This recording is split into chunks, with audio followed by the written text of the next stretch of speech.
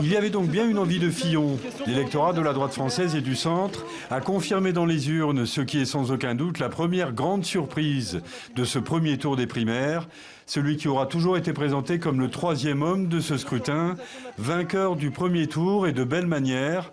François Fillon l'emporterait avec plus de 40% des suffrages, très en avance sur ses concurrents et désormais favori du deuxième tour. C'est une vague qui démontre l'intérêt des citoyens pour l'avenir de leur pays. Je ne dévie pas dans ma marche. Elle est tout orientée vers l'intérêt des Français et vers l'intérêt de mon pays que j'aime de tout mon cœur. Le grand perdant, c'est lui. Nicolas Sarkozy, l'ex-président français de 2007 à 2012, n'aura finalement pas réussi son retour sur la scène politique. Il termine troisième, derrière François Fillon et Alain Juppé.